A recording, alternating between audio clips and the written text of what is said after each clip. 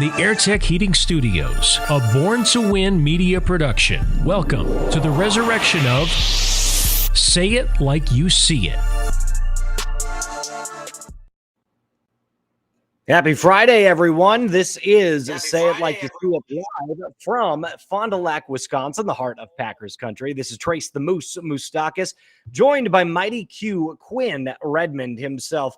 An almost all NBA exclusive show today. We might work a little bit of football in there, a little NFL talk. Quinn, it's great to see you. Happy Friday. How you been? Happy Friday. We're rocking and rolling as the week comes to a close. We've got some NBA play-in games that we're rocking and rolling. It's not a Taco Tuesday. Nope. It's a fantastic Friday. Yes, So it it's is. I'm doing good. The gym was fun. The gym was good and live action, and there's no snow happening anymore. It was a thunderstorm last night, so we know that we're officially out of winter. Well, And we're doing a lot better now. I hate to rain on your parade, and no pun intended. However, the last 4 days here in Fondy, the low has been 74, the high has been 86, and we've had sunny days all 4 days. So it has been beautiful, beautiful weather. A very rare Friday for me that I'm off before the time I'm supposed to get off. Has something to do with my boss taking a little trip out to sunny California. So let's just dive right in. Let's make the most of the time that we've got. NBA playoffs are officially set up. They're ready to go. And we have a lot of what I think to be really easy matchups. And there are some matchups that I believe are going to be a lot more difficult. So let's start with the East. We are looking at the Milwaukee Bucks facing off against the winner of the Miami Heat and the Chicago Bulls. The Heat and Bulls, if I had to pick a very quick, prediction, I'd say the Miami Heat, they're a much better defensive team. The Bulls, while they have DeMar DeRozan and Zach LaVine, just aren't that good enough a team defensively, are very streaky offensively. So I'm going to say it goes Bucks against Heat, and we can dive into that in just a second, but let's get your play-in prediction real quick. Yeah, I think the Bulls probably spent most of their energy against the Raptors in that play-in game. It was a relatively emotional game, but I mean, with playing games, it's like March Madness. It requires everything, and sometimes those games that kind of come down to the wire are a little bit too emotional. Sometimes it ends up being a little bit draining the next game. Versus the Heat, hey, if they won, they were in. But for them, it was kind of they're in a double elimination situation. Versus, hey, they lost a game that everyone was basically scripting in. Oh, it's going to be easy.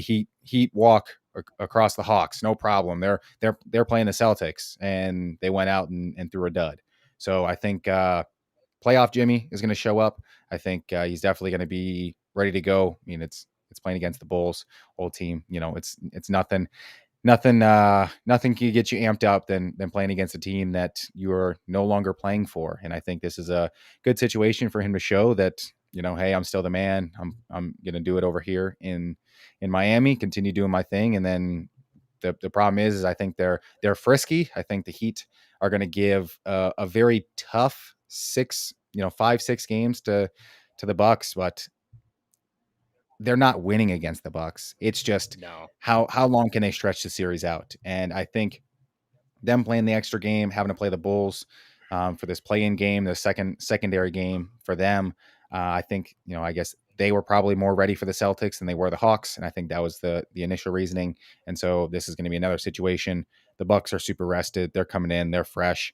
And no one really has an answer for a fresh, rested Giannis. Yeah. So one of the things that I look at and I think the Heat, like I said, are going to win that game against the Bulls. So I'm not really going to dive into that too much. But I will say this: the Heat have their largest player on their entire team is Bam Adebayo. And he basically is like a poor man's Giannis, and a very, very poor man's Giannis at that. They play almost the exact same type of way. They don't really have a lot of touch outside of 20, I'm going to say a little bit further in, about 16 to 18 feet. They don't have a ton of touch. They play bully ball. They use their size to their advantage. But outside of Bam Adebayo, the Heat don't really have a lot of length. And if you look over on the Bucks side of things, You got Brooks Lopez, who's sitting at a very comfortable 7'1". Bobby Portis, who's 6'8.5", actually plays more like he's 6'11" with his, his wingspan and his length. And the ability to shoot the ball from the outside, the Bucks have constructed this team perfectly around Giannis. So even though Chris Middleton has battled this entire year with injuries, maybe is probably going to be moved at the end of the year, Drew Holiday has stepped up as a very solid number 2 for this team. Giannis obviously does Giannis things. Brooks Lopez can shoot the 3. Bobby Portis can shoot the 3. Grayson Allen can shoot the 3. So this team is constructed with shooters around a very ball-dominant Giannis who, let's be honest, if he takes 20 shots, he's going to end up making 12 or 13 of them just based on the fact that 8 of them are going to be layups. So you're looking at Giannis, who's probably going to put up somewhere around 26, 12, and 5 in that area on 56% shooting. And Miami just doesn't have the offensive power to deal with that. Shout out to our guy, Lewis guy, Max Strus, him, Duncan Robinson, and Tyler Hero, all good players, just all streaky at their own rate. Duncan Robinson, I remember when he came into the league, everyone was calling him the next Klay Thompson, and that has sincerely fallen off in the last 2 years. In fact, he really doesn't play that much anymore, has much more of a limited rotational player role. So I think this is an easy, maybe Miami sweeps one little win in there. Like they take one and it'll be close. It'll be like a 99-95 game. The Bucks will lead for the majority of the game, and then the Heat will get hot one time. But I think it's a no-brainer. It's going to be a 4-1, pretty much almost a clean sweep there for the Bucks. So I'm going to say the Bucks take that easily. Let's move over to these 2 and the 7th seed. Let's go. It's the Boston Celtics against the Atlanta Hawks. What say you? I gotta go. Celtics are gonna basically walk a lot easier. I think the way that the teams had kind of scripted in the East, it's like the top 4 we kind of know are gonna advance. It's just how are they going to look coming out of the first series? Is it going to be a series that is going to require a lot of games? They're just overall talent is better, overall playoff dexterity is better, overall experience and just kind of cohesiveness is better. And for this, I think this Celtics team, coming off a finals loss, that was kind of the first attempt for Tatum, but it was after a crazy series against the Bucks where, they were down, they went into their house and they came back, they won the final 2 games, winning in that game 7 fashion, but going into Milwaukee, winning in a must-win situation back against the wall. I think the Celtics now have a little bit more of a tested playoff experience that gives them a little bit more relaxed of a feel. They're kind of coming into this as like, hey, we know what it's going to take. We know we got to show up. We know we got to play these games initially, but at the end of the day, it's going to be the second round series against the 76ers that I believe is going to happen. That is going to end up being a lot more important. And then ultimately, hey, if they make it through the Sixers, then they know that they're moving on and they're playing the Bucks again. They're going to have to win a couple games in Milwaukee. And it's just something that I think they're ready for. They're prepped for it. We've seen them go into Milwaukee and put on an absolute just show. And Milwaukee doesn't have the athleticism to match with the Tatum and how easily he gets to the hoop. But it's kind of now the same, like, gentleman sweep against the Hawks. Trae, yes, has very great, is a great playoff player. Definitely shows up for the big games, but showing up for big series, I think, is going to be tough. This is kind of a situation for him. Are they really, a sharp enough offensive team to match with the athleticism that Boston has? Boston still has phenomenal backcourt length than and it's just, yeah, it's not going to be easy for the Hawks. And like I said, I've got the Celtics making it all the way to the Eastern Conference Finals, and it's a matchup of just 2 definitely unmatched teams. You've got a very skilled and now very playoff experienced Boston team against a young, immature, Atlanta team with not much kind of it's like we're a semi-cohesive unit. It feels duct taped together. So one of the things that if you've been keeping up with the NBA throughout the season, you'll know that the Atlanta Hawks had a 20 I believe it was a 22 game swing where they went 11-11 and had a perfectly, or maybe it was something, or maybe it was 24 games, and they went 12-12, and they had a 6-6 record at home, and they had a 6-6 record away. Like, they are the most, to coin a Gen Z term, they're the most mid team in the entire NBA. This team is no better or worse than its own self. I agree with you wholeheartedly. Trae Young, an absolutely big game player for sure. In the moments where he needs to step up, always does. However, the players around him, they're not good enough to compete for a championship. John Collins, I know everyone was really high on him the year that they went to the Eastern Conference Finals. He's nothing more than maybe an 18-9 player. On a good night, he's a 20-10 guy, which are really great numbers. But in today's, NBA, where you have to be able to shoot the three at an elite level and you have to defend at an elite level in the playoffs, Atlanta just doesn't have enough of those pieces. Getting rid of one of their main three-point shooters last year, Kevin Huerter, who's now on the very, very hot and very dangerous Sacramento Kings. I just look at this team and I say, no, it's probably not in the cards. I do want to talk very briefly about the team that I think is the most interesting team in the East. I know that we were talking about the Celtics, and I believe the Celtics are the most well-rounded and most balanced with the most talent around them.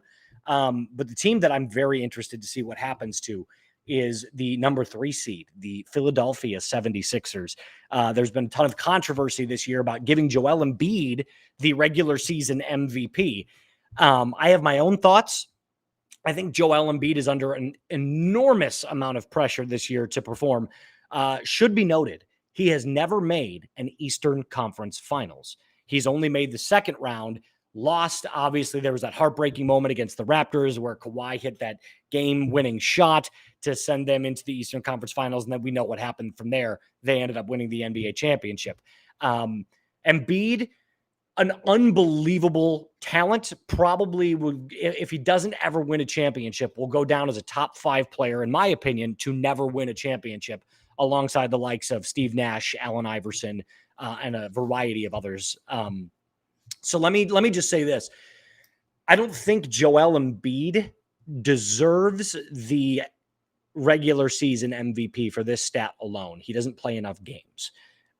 He's got a huge body. He's an unbelievably injury prone player, but when he's out there, he's Shaq, right? Like he's Shaq. He's Hakeem Olajuwon. He's a bucket. He can stop it. It's just, you don't know how many games you're going to get from him out of a single year. I mean, this year, I believe he only played about 65 games, and we know that's hovering right around the league average in terms of load management. But there are years where Joel doesn't play a game above 50 games. And it's just his body is brittle and it breaks down.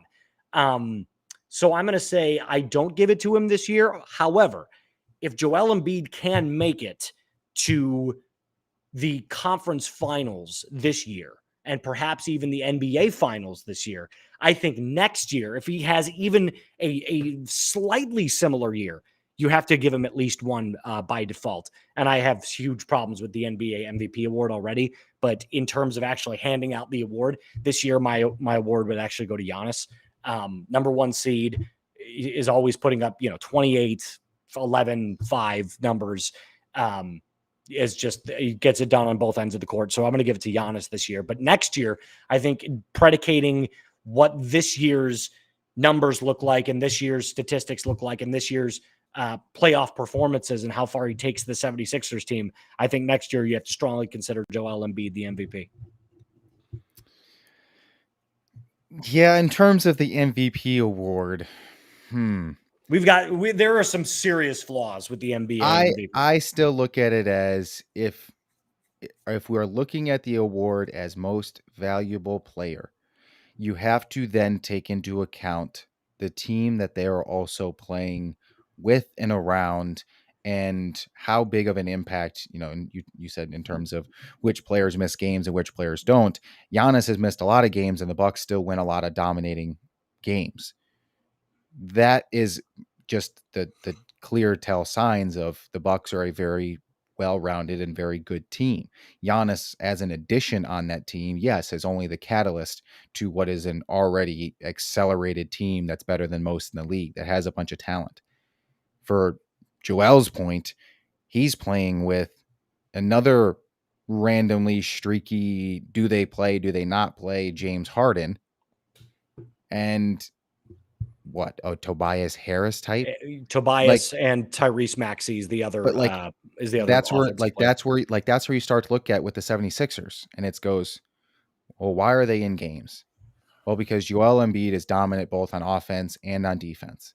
And you start talking about most valuable players, it comes down to, well, when Joel's not there, the team is not nearly as organized. The team is not as good on offense. The team is not as good on defense. And when he is there, they are a completely different team. They're a completely different roster. They're a completely different opponent.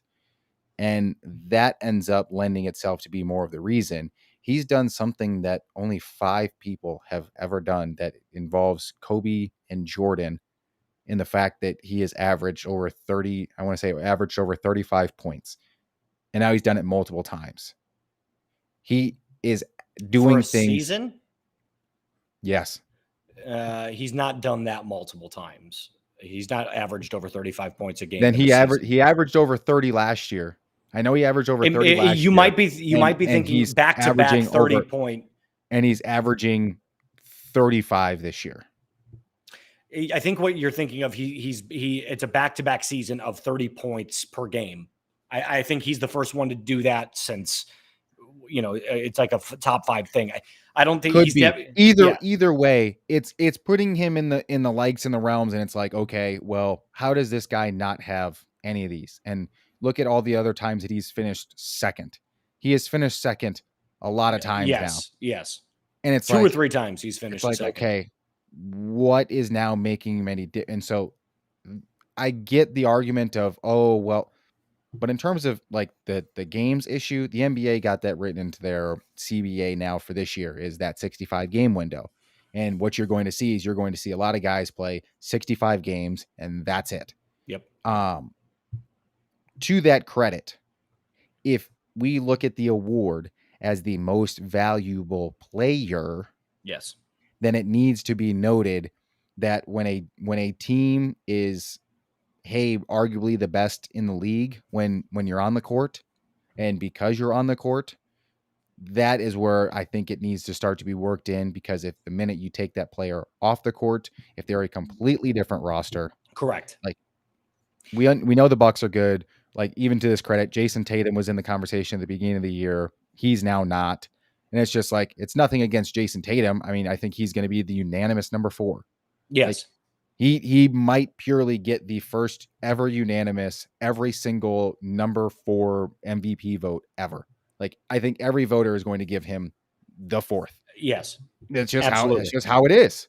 Yep. And it's going to shake up between, okay, do you want the Joker to get it? Do you want Giannis to get it? For the third year in the row, by the way, Joker, if he wins it. Which I don't think he should. It's not like because you go, okay, well, are we giving it to the best player? Are we giving it to the most valuable player? Are we giving it to the most valuable player on the team? Or are we giving it to the most valuable player in the league? And I feel like the Joker doesn't meet any of those boxes. And I feel like the last 2 years kind of definitely could have and should have gone to Giannis and or Joel, but it's like, do you know what the NBA falls in love with a few statistics?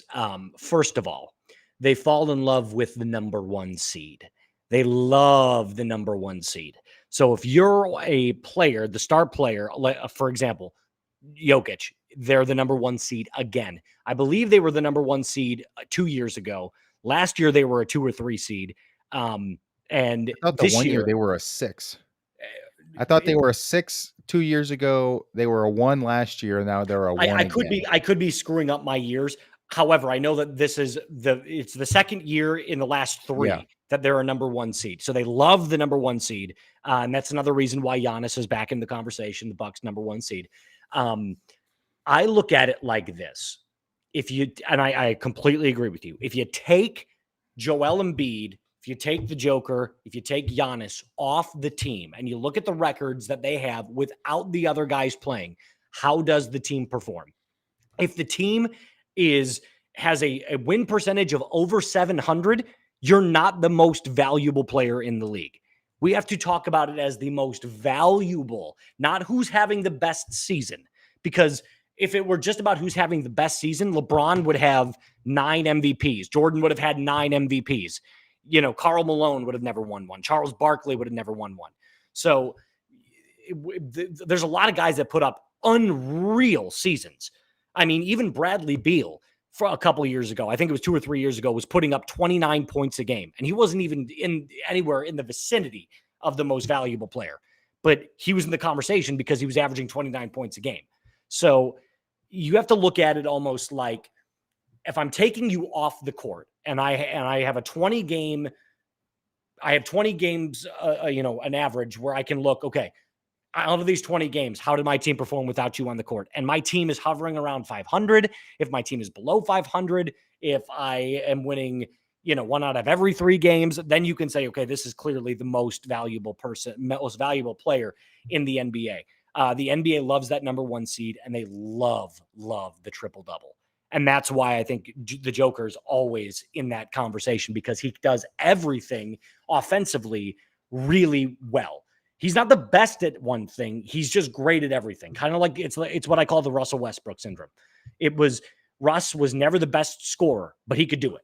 He was never the best rebounder, but he was a good rebounder. He was never the best passer, but he could pass. There's a lot, like, if you can do everything really well, the NBA is like, oh, it's the most well-rounded player we've ever seen. Well, no, I would much rather give it to a guy like Giannis, who is averaging 30, has 13 rebounds and 5 assists, than Jokic, who's averaging 26 points a game, 11 rebounds and 10 assists. I mean, you just kind of have to pick and choose what's valuable to you. And to Colin Cowherd's point, he says this all the time, I don't really care that much that my center is averaging 11 assists a game. It's nice to have, but I don't need you to always be my distributor and my facilitator. That's why I bring an elite point guard in. That's why I have Chris Paul. That's why I have Marcus Smart. That's why I have, Steph Curry or Damian Lillard. Guys that have James Harden is the perfect example. His entire role has changed on the 76ers. He's no longer Mr. 36 points a game, James Harden. He's 18 points a game, James Harden, but we need you to be 11 assists, James Harden, rather than 36 points, 6 assists, 6 rebounds. Like, we want you to be 18, 11, and 5. And if you can do that with a limited amount of turnovers, you've done your job. And you're going to leave the scoring up to Joel Embiid. So I think looking into this year's Eastern Conference, if I had to pick a team to win the Eastern Conference and represent the East in the NBA Finals, I'd probably have to put it up right now to Boston. I think they're just too well-rounded. I think they're too good. They're too deep. Even their 6, 7, and 8 guys are really, really good bench players. So you're looking at a team with a very, very solid starting core. You've got some depth. You've got guys that are young. So it's not guys like, not all of them are Al Horford, where they're 35, 36 years old. They've got some youth still, which means they've got fresh legs and they can go pretty much all night. But my dark horse right now in the East, believe it or not, I'm going to have to give it up to Philly. I know it's not really a dark horse considering they're the 3 seed, but I would not count out Joel Embiid this year. He is just doing too much. He gets too many buckets. I would not be surprised if you see Philly come out of the East. I like that last little bit at the end about the 76ers and how Joel Embiid is doing. That's a very hard and fast Nick Wright take. He's been very, very steadfast about the 76ers and how good they're playing this year. And, them beating Boston that last time and essentially what was a must-win game for them, I think gave them enough confidence. It's, hey, Jaylen Brown didn't play. That's fine. But it still gave them enough confidence of, hey, we lost to the Bucks and the Celtics game 1 and game 2 of the year. We then lost to the Celtics on a 3-pointer by Tatum just before the buzzer. Yep. And Joel's game-tying 70-footer got waved off because it came off just a split second too late. A tenth too late. That's right. And so you've played those teams dead even, and the times that, hey, you had to win the games, you won them. I think truly the Eastern Conference Finals stands more and will be more exciting between in that second round series between Boston and the 76ers, because if one of those two teams are able to get out of there without just an absolute collapse, and just exhausting themselves to win the series, then I think both of those teams are good enough to go to Milwaukee and beat Milwaukee, because the 76ers match up a little bit easier, like size wise, and it turns into like just an even match. Yep. And I think there's a lot more drive and passion for the 76ers. Correct. But if it's Boston that comes out of it, then it's, hey, we're more athletic, we're deeper, we are a more well-rounded machine than the Bucks. And by the way, we kick your ass every time because you guys are a terrible matchup for us. Like we come in there, we can just dominate, and we know that we're going to dominate. And you're now thinking about us. We're living in your head rent free. And so for that main reason, I think it really comes down to that second round matchup.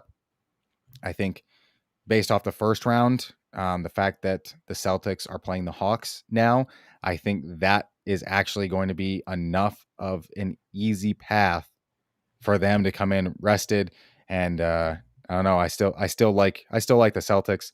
I think they're just more organized, and I like them coming out. And I'll lead a little bit into my West, but I think I'll save that for a little bit. But I think it's Boston back again this year. Yeah. So speaking of the West, let's move on to the West. I don't want to dive too much into the West here as much as we did the East. I feel like the East has a lot more to prove this year because of how many great seasons we're looking at. Really, the only main headlines right now in the West are how is LeBron and the Lakers going to do now that they've made the playoffs? Are they going to be this unstoppable force, or are they going to pitter out like they have in the last few years? And then, honestly, it's how is KD and the Suns going to do? I don't think anybody else is garnering nearly as much force and attention as they would like. I mean, obviously, you had a couple of storylines. The Ja Morant storyline, missed 8 games because he was in the club, pulling out guns and fake shooting people on Instagram Live. But outside of that, the Clippers have not been talked about. The Warriors are not good enough on the road. They're an old team. I view this as it's the Lakers, it's the Suns. Like those are the teams that everyone's focusing on with the addition of Kevin Durant. Cool little fact about Kevin Durant to start this little West prediction. Kevin Durant going back to November. So we're going back to all the way to November and all of the games that he has played. Kevin Durant is 27-0 since, let that sink in for a second. Since November, he's played in 27 games, which is not a lot, but considering he was injured and then there was the whole Brooklyn thing, that is still an unreal statistic to play 27 games and not have lost a single one while you were out on the court. I think this is obviously the team to beat. I think the Suns have the most momentum. They've got the most talent. And honestly, it's just about, are you going to get them on an off night? Because if you can play them at their best and your best, there is no shot in hell you have of beating them. They're just going to slaughter you. Their shooting is too good. Their outside perimeter play is too good. Kevin Durant plays too much defense. Chris Paul plays too much defense. And then you've got a rim protector with DeAndre Ayton, who's always good for 16 and 12. So this is a team that is absolutely front-loaded. Not too much depth, but I don't foresee a lot of bench players playing on this Suns team. You're going to see the starters playing well into the mid-30s and possibly upper 30s every single game. You're talking 39 minutes, 40 minutes a game. So I'm going to say this. I'm going to go right into my Western Conference predictions. I'm going to say that you are looking at a Suns versus who would they play? They'd end up playing probably what would be the Grizzlies then if the Grizzlies were to make it all the way there. I like Suns Grizzlies, and I think Suns represent the West. So I'm going to say it is a finals matchup between the Boston Celtics and the Phoenix Suns. Huh. Shock. Interesting. Interesting for your West prediction. It's a shock take. I'm going the exact opposite route of you to some degree. I do think that Phoenix is definitely the team to watch out for, but I think that Phoenix gets met in the Western Conference Championship against the Don't you Golden say it. State Warriors. Okay, I'll take that. That's fine. That's fair. The I Golden thought you State were going to say the War Lakers. the Golden State Warriors are the team to watch out for. They are still the team that their main three guys have 4 rings together. No one wants to talk about it. They have 3 starters on the court that have won 4 rings together. We look at what Jordan did. Jordan had his main guy in Pippen, and those two won 6. He had another set of guys that won 3, and he had another set of guys that won 3. What the Warriors are doing, they have 4 rings. 4 rings. They've done it with this core crew. They did it too with Kevin Durant. They did one last year with the addition of Wiggins. And so now you have Poole, who's played longer and got himself a ring last year. You have Kaminga, who's now playing a lot more minutes, and he's better. So this entire season, the Warriors didn't try at all. At all. Because you can look at it and say, wow, they're just an average team. The fact that they are 1-20 against teams that made the playoffs on the road is also a sign, with how poor they were on the road. They were so good at home. That is just a sign of, you can't be that bad on the road and that good at home and balance out to be an average team. It doesn't work It's out never that been way. done. Yeah. At the end of the day, it's basketball. Like, I could understand if it was college. Like, I could understand if you were just in just the most absurd environments and you're not mature and you can't play. We're talking about one of the most mature teams, the most experienced teams, the team Correct. that has the most playoff grit and test. They are the champs. Who gets up to play the champs every single game? Not the champs. They've got the target on their back. They know that they're going to get their absolute best from every team that they play every single night. So you know what? Them not trying and them not giving their best effort for the entire season to reserve and say, hey, we know that we're going to be playing 4, 6, and or 7 game series. Let's rest and make sure that we can go 28 games if we have to. Like, that is the piece that is the element that's missed. And I feel like the Warriors, they know how to do that now. And to this credit, I mean, I think now how things transpired with the whole Poole punch, like, I think it's now like they've moved on. And the fact of Wiggins coming back, people talk about, oh, he's not in basketball shape. He's young. And it's Yeah. also like, it's not like he hadn't been working, because they said that he has been continuously working out. If you're continuously working out, it's relatively easy to stay in basketball shape. I get it. He's not in game shape and or playoff shape, but he's good enough on the defensive end that he will be enough of a force for them to have a good enough solid defense that it still goes right back to, well, okay, you get to have Steph and Clay go and have an absolute shot Paris. And if one of those guys are, having a little bit of a tough test, they've got so much guard depth. Any person that they're going to have to face that can relatively outshoot them, like in this first series with the Kings, like with De'Aaron Fox, they've got 7 guards that they can throw at De'Aaron Fox that by the time it gets to game 5, 6, 7, there's no way he's as efficient. And I think that's the entire thing that the Warriors are going to do. They're going to small ball everybody. I mean, the Celtics did it to the Bucks. Yeah. And I think No. that's exactly what's about to happen, is the Warriors have it perfected. I mean, are we really going to deny that Steph is now some bad player? No, because he's still playing at a phenomenal level. Yep. Clay has been outstanding since the beginning of the year. Draymond is filling his role the exact way that he needs to be. And Poole is still making a lot of mistakes and is still not as organized, but his minutes are going to go down. Kaminga, who is essentially another guy who was trying to be, hey, Andrew Wiggins has been out. He's been playing a lot of minutes. Well, Andrew Wiggins is back. His minutes are going to go back down. And so I think there's going to be this kind of natural balancing, and, the addition of Gary Payton the second. And it's just like, there's enough stuff that's happening with that team that, like, we haven't gotten the full force of the team yet. Like, this is a championship ridden roster, and everyone's expecting, like, oh, like they haven't done. It's like, yeah, if I'm a team that's really, really good and I don't try and I don't really play, like if someone gets up and they're just kind of like, I guess, we kind of, I guess we missed a couple shots out there. We're down in this game. You guys good? Yeah, I'm good. Cool. You guys ready for Thursday night? Like that's kind of what this is versus, hey, we're playing at home. All right. Yeah. Let's track race some people. Like, the Warriors are the best. They're still the best shooting team. They've done it. They're tested. 4 rings. Like, at the end of the day, 4 rings with 3 core guys that are on the court every night. That is the main thing. I will say this.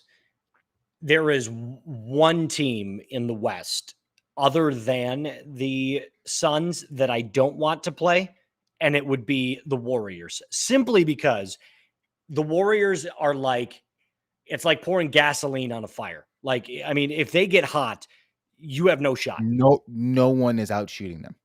No chance. So you've got to almost play bully ball. You've got to use your bigs better than you've ever used your bigs before, because, like you said, they're going to go small ball. So look for Domantas Sabonis to have the ball in his hands a lot for the Kings. He plays a very European style of game too. He's not a crash the board bigs. He's more of like float around the baseline, kind of camp a little bit outside on the wing. He can shoot the 3, but he's not necessarily an amazing 3-point shooter. He's just one of those, like, kind of like he's like Joker light. Like, he does everything really well. He just he's not an aggressive style player. So you're going to have to look and see those big men that you've got for the Kings. You're going to have to crash those boards and make sure that you're throwing length out there to kind of get some hands up and maybe block some shots. Anything else to add? I think that just about covers what we're looking at here for the NBA playoffs. I mean, it's just going to be storyline after storyline. I got rematch last year. I got Warrior Celtics. Oh my God. Well, hey, look, I would not be opposed to watching a rematch there. I think Jason Tatum has learned. So what happens? So what happens when the Warriors win and they have their 5th ring? You have to consider Steph Curry the greatest point guard that's ever played the game, bar none. What you have to consider? I mean, I guess there's Magic Johnson, but like, well, that's who I have. I mean, Magic 1, Steph 2. That's my 1-2 punch right now. But if Curry wins, I think you can only you have to say it. You can't. It's not even an argument anymore. Curry's better, but I think right now the only thing holding Curry from Magic is that 5th title. Like, he's done everything else that Magic has. It's just a matter of now you've got to, because I feel like there's an asterisk next to a couple of Steph's. I mean, he only has won 1 Finals MVP. So that might be a point guard. But hear me out. You won 2 with the most loaded team that anyone's ever seen.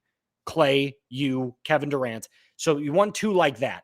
I almost think people look at it and go, if you didn't have KD, team's a team. If You're right. Recruit KD. You're right. And he's won 2 rings with KD and he's won 2 rings without KD. And this would be his 3rd without KD. That's my point. So if he wins it, then you have to consider him the greatest point guard that's ever played. You have to. I mean, he has my vote then. And then there's Steve Kerr over there, like, Steve Kerr's got 11. He's just Steve Kerr. He's like, that's what I do, baby. Steve Kerr. Like, I don't know if Steve Kerr actually has 11. I know he's got 2 with the Spurs. He's got 3 with the Bulls, and then he's got 3 with 4 with the Warriors. So he's got 9. 4. Yeah. So he's got 9 rings. This would be his 10th. He'd be like this. He would have 1 for each hand. Yes. The only one that actually has more, Phil Jackson with 11. And then I think he'd give a look right back to Michael. He'd say, "Hey, Mike, glad you punched me, my guy." That would be great. Hey, Mike, you want to come punch me again? I think we've got a better chance. Like, If come on, Steve Mike. if Let's Steve let's throw hands now, if Steve baby. Kerr ever gets into a fight, it'll be let me take off my rings first. Hey, He's Mike. just Hey, Mike. I'm glad you got that national championship ring to make sure that you had a seventh one. But hello, my friend. Hello. allow me to introduce you to Lefty. That- Oh, that's good and, stuff. that's I guess probably actually more the reason now. Like now that we actually sit here and talk about it, of like, hey, Steve Kerr. I really like Steve Kerr. For him to Steve get Kerr's his 10th ring, that would be. nobody talks about him in the. I mean, we should, because I feel like Steve Everyone Kerr's talks about legacy. Phil Jackson is incredible. Oh, Phil Jackson is this. It's like, yeah, because he got to do great things with Jordan and Jordan Light. Yeah, MJ and Kobe. He played with two of the. And let's not forget Shaq in Yeah. good Shaq years. Well, I mean, Like, Phil's coached a variety of phenomenal players. Shaq, Kobe, Michael, Scotty, Dennis. So Phil Jackson's resume is unwavering, but I think we don't understand the full scope of how amazing Steve Kerr's basketball legacy is. Honestly, even as a player, understanding his role as one of those guys that just he knew exactly who he was and never challenged anything, understood that he was more of a, I'm only going to get 5 or 6 shots up a game. I got to be able to make 3 of them, So, I mean, it was one of those, he's one of those players. And obviously as a coach, he's done so many more great things than just, his 3 or his 6 shots a game. So, congratulations to Steve Kerr on his amazing basketball career. Hopefully, he gets another one here, but I still think you're looking at Kevin Durant gets ring number 3. I think Kevin Durant is the guy this year. I think he's the storyline. KD. It's an interesting little proposition we've got going on. All right, so that is the show for today. Thank you guys so much for joining us. Remember, you can follow us wherever you get your podcasts. We are on Facebook. We're on YouTube. We are on Instagram at Say It Like You See It Pod. We're on TikTok. You can basically go watch this, share it with your friends, give us a like, give us a follow, and we'd greatly, greatly appreciate it. From Fond du Lac, the heart of Packers country here in Wisconsin, and also from Fargo, North Dakota, this is Say It Like You See It. We will see you guys next week.